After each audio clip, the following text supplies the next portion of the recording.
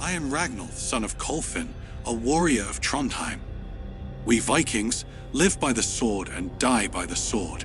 I grew up listening to the bards tell stories about the gods, about the nine worlds, and about the inevitable fate in Valhalla. But that night, the stories weren't about gods.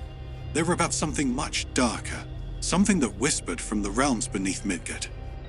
It had been months since we returned from our raids to the east, bringing riches and glory to the Jarldom. Yet, something had unsettled me since our return.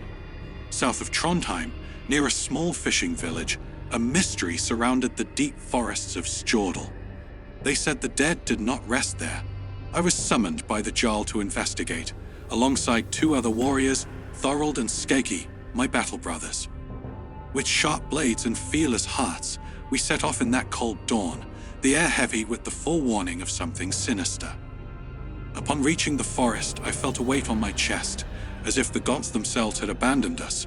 The darkness between the trees seemed alive, and the silence was deafening.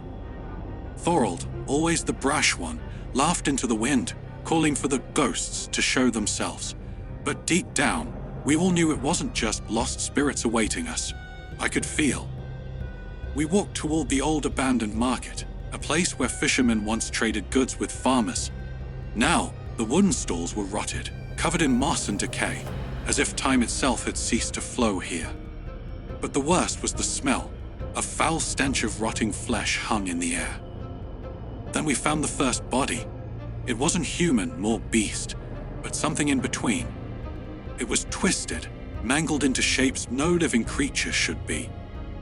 Thorold approached, prodding the remains with his sword, and suddenly, the ground pulsed beneath our feet. A sound, a low moan, echoed from the depths. "They are waiting for us," Skeggi whispered. I knew him well. He was not a man to fear ghosts. But that night, his eyes were empty of courage. We pushed deeper into the forest until we reached a clearing where massive stones, covered in ancient runes, formed a circle. At the center was an opening to a black hole, like a well with no end. From inside, we could hear the sound of distant screams, like trapped souls calling for help. Thorold, ever brash, was the first to step forward. "This is Helheim," I whispered. "The land of the dead. We must leave." But we did not leave. We were fools. We underestimated what lay before us. The legends spoke of Nidhaga, the dragon that gnaws at the roots of Yggdrasil, and of the souls trapped in the depths. I never believed I'd stand before the gate of Helheim. Suddenly, a pale, skeletal hand reached out from the hole, grabbing Thorold by the leg. He screamed, struggling to free himself, but more hands began to emerge, dragging him down. The sound of his cries as he disappeared into the abyss still echoes in my ears. Skeggi and I retreated, terrified, but the hands didn't stop. They chased us, trying to pull us in as well. I fought with all my strength, striking blindly at the specters, but the blades were useless. They were shadows, ghosts from another realm. Skeggi vanished while I ran towards what seemed to be an old god house, now in ruins, seeking shelter. As I looked around, I noticed something that made my heart stop. The walls were covered in runes. My name, repeated over and over, like a warning, or worse, a summons. And then the truth struck me like a sword to the chest. I was meant to be here. The whispers grew louder, filling my mind, and I saw that my own shadow was starting to warp. Suddenly, it was no longer mine.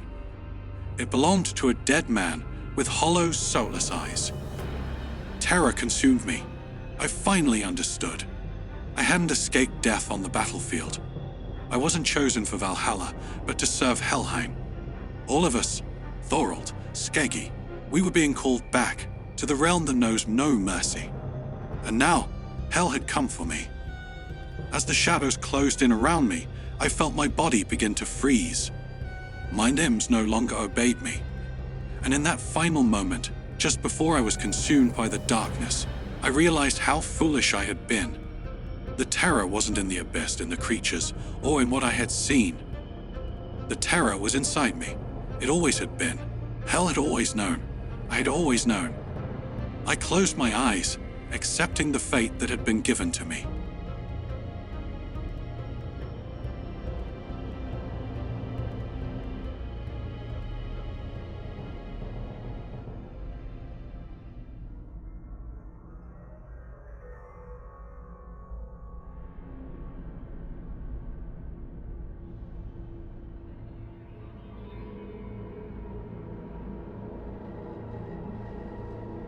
I am Ranvald, High Priest of Gamla Upsalla, the ancient seat of the gods' worship in the heart of the Swedish lands. We are at the center of what was once the holiest kingdom, where offerings of men, horses, and gold are made in the name of Thor, Freyr, and above all, Odin. Here, in the core of this frozen world, stood the Great Hall, and the burial mounds of ancient kings who ruled with wisdom and brutality. It was the late 9th century, and the village was quiet, a silence that chilled my soul. The great block festival, when human and animal sacrifices were offered, was approaching. I had spent years in this position, overseeing these ceremonies, watching executions with the coldness my title required. But this year, something was weird. The first night began like any other, with merchants crowding the markets around the temple.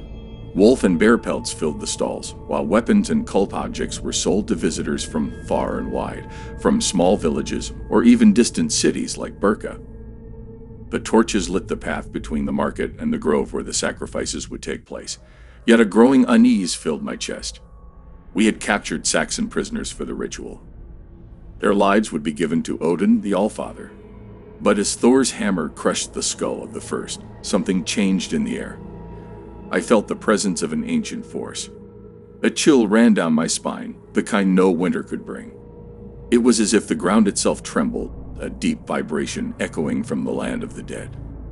I gazed toward the sacred grove, where ancient trees bent, appearing like dark, distorted shadows. The wind carried whispers, ancient murmurs, as if the gods were warning me of something. On the second night, the signs became clearer. The oxen meant for sacrifice were found dead by morning, their eyes gouged out and bodies swollen as if poisoned by something not of this world. Men from the village began having visions. They spoke of ghostly figures at the forest edge, cloaked shapes that didn't belong to the gods we knew. My hands trembled as I lit the torches around the hall. I, who had never feared death or rituals, felt a fear I had never known. It was as if an invisible veil between our world and the realm of the dead was disintegrating. The village elder, a wise man, approached me with terror in his eyes. He spoke of an ancient spirit known as Draugr, a cursed being that returns from the grave. On the third day, something terrible happened. The moon hung high, and the darkness of the forest surrounding the village seemed deeper, older.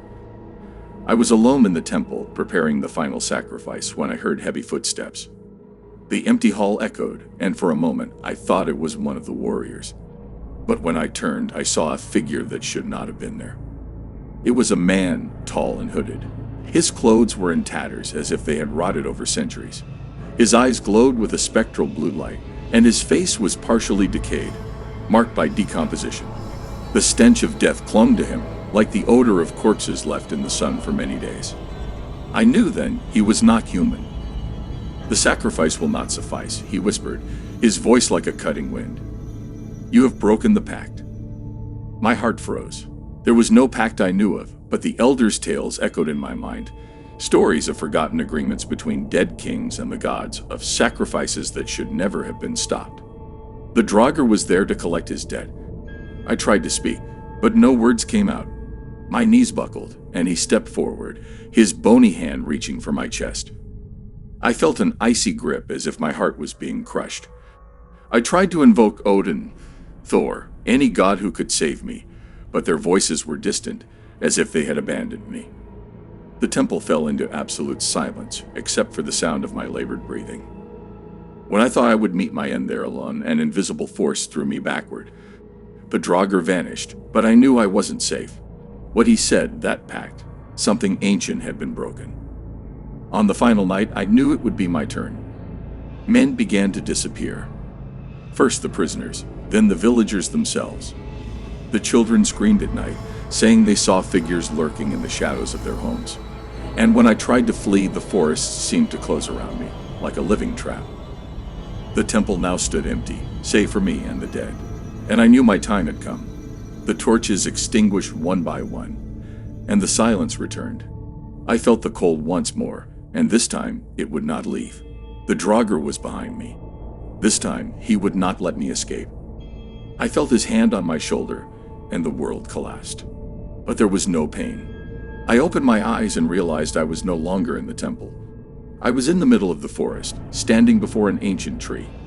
At my feet, an open grave, and inside it, me. I understood at that moment. I had been dead for far longer than I could have imagined. Now, I am only a shadow, like so many others who walk through Upsalla, aimless. The sacrifice never ends.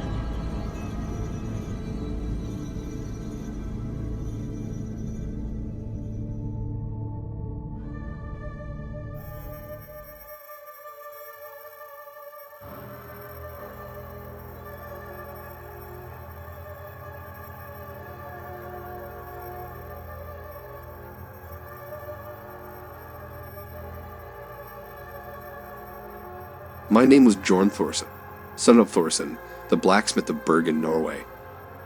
It was the year 894, and the city still pulsed with the memory of Viking conquests, where warriors returned with treasures and glory, the gods guiding us through ice and war. That winter had been brutal. The snow covered the hills, suffocating even the strongest roots, and the wind howled like a starving wolf always lurking. For weeks, the crops had failed, and the cattle died of hunger or cold. Our village was pushed to its limits, hunger gnawing at our stomachs, and despair began to take hold of the weaker hearts. I couldn't bear to watch my family wither away. My brother, just a boy, had died in my mother's arms last month as she sang songs of the gods. My wife Sigrid had been sick for days. So, as fate would have it, I made a decision. On a moonless night, when the wind was nothing more than a whisper, I climbed to the top of Ulriken Hill, where for generations it was said that the elders made pacts with ancient forces.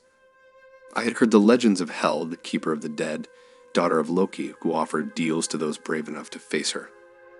I couldn't say if what moved me was courage or despair, but that night I made a choice. When I reached the top of the hill, a cave hidden by snow appeared before me, as if the earth itself had invited me in. The darkness inside was thicker than usual, as if it swallowed even the light from the torch I carried. The air was heavy with the scent of ancient earth and something else, something that smelled of death. I proceeded with caution until I entered a wide, circular chamber. On the walls were carvings of dragons, wolves, and serpents, and in the center a figure awaited. A woman, tall, slender, with half her face young and beautiful, the other a bare skull. Hel. What do you seek, Bjorn Thorson? Her voice was like the echo of an avalanche. I told her I wanted to save my family, that I needed strength, abundance, something to withstand the cruel winter. In return, she asked for one simple thing, my eternal loyalty. I closed my eyes and accepted. The following days were different. My strength returned, stronger than ever. I hunted in the forests with a precision that wasn't mine, and the game was plentiful. The winter, once cruel, seemed to bend to my command. The others in the village began to look at me with fear and reverence, but I knew the price would come. One cold afternoon, while walking through the northern forest, I heard whispering voices. At first, I thought it was the wind or my mind betraying me, but soon I realized they were older, distant. They came from all directions, as if the very earth murmured. One stood out, a voice I had never heard before. Bjorn, she has called you. The time has come. The courage that had always guided me trembled, but I pressed on. That night, the nightmares began. I saw Sigrid slipping away, her body turning to dust before my eyes. The village changed too. The faces of the people became hollow, lifeless eyes watching me, murmuring things I couldn't understand. A week later, I returned to Ulriken Hill. Something called me back, a force I couldn't resist. When I entered the cave, Hel was waiting for me, but this time, her words were different. The time of the pact is over, Bjorn.